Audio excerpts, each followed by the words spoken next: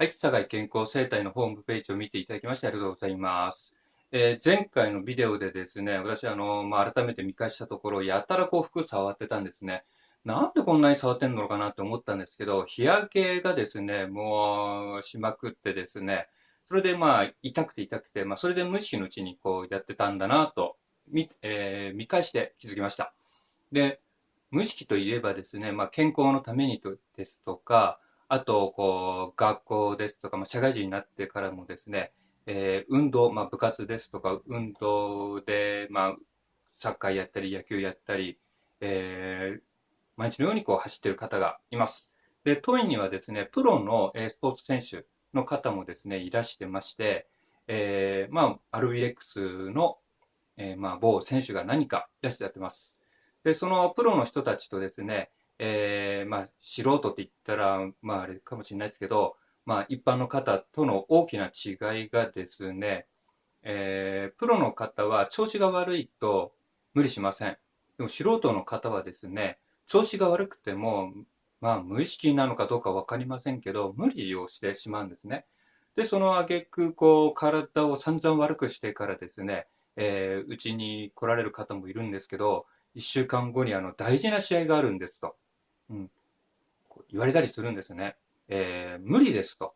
という、そういう方のが非常に多いです。なんとかなりませんかと聞かれるんですが、無理なものは無理です。はい。で、プロの方はですね、無理しません。はい。休みます。今度試合があるんです。近々試合があるんですけど、どうしたらいいですかねって、聞かれることもあるんですが、素人の方ですと、先ほど言った通り、なんとかなりませんかと。プロの方はですね、やっぱり休んだ方がいいですよねって。私も、はい。休んだ方がいいと思いますよ。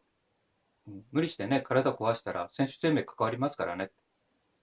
素人の方は、休んでくださいと言うと、露骨に嫌な顔される時もあります。お子さんなんかですと、親も一緒に連れてこられる。親も方も、一緒に来られるわけですけど、なんとかなりませんかって結構食い下がられるんですね。その試合とあなたのお子さんの体、どっちが大事なのかと。すごく痛くなりますけど、たまに言いますけどね。はい。本当非常に体っていうのはですね、痛くなる理由っていうのもいろいろありますけど、その練習方法が合ってる、合ってないで痛くなったりします。で、たまにですね、学校の先生も来るんですね。で、部活の、顧問されてると。で、生徒さんたちで、痛い人いませんかって聞きますと、うちはいませんって言うんですね。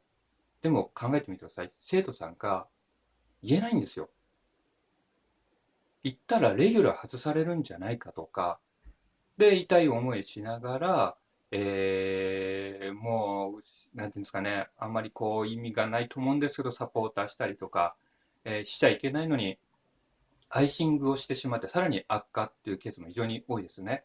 で、プロの方ですと、例えば体を壊した場合にはですね、大体チームに、トレーナーさんがいらっしゃるんですけど、トレーナーさんと考え方が合わないっていう方もいらっしゃいます。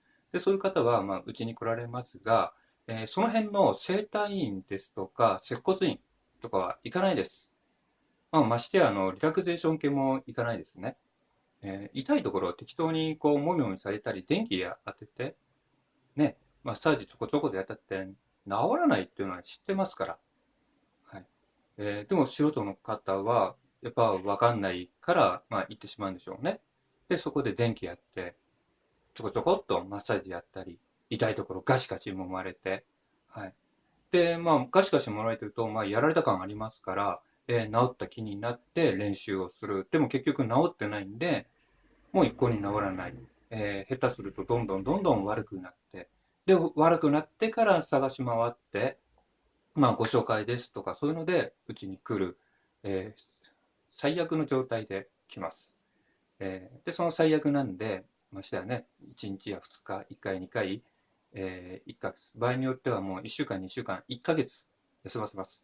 で、治った方はですね、じゃあ記録が落ちるかって言いますと、うちに来られてるプロの方の例で見ますと、記録、例えばこう陸上なんかの選手ですと、記録があんまり落ちてないんですよね。逆に、病み上がりのはずなのに、タイムが縮むっていうんですかね、好成績を出してるっていう方もすごく多いんですよ。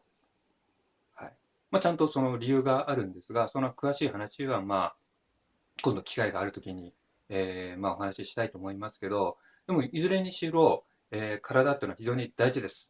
で、痛いからといって、なんていうんですかね、こう、痛み止めの薬ですとか、サポーター、テーピングで無理やり練習したところで、痛いものは痛いです。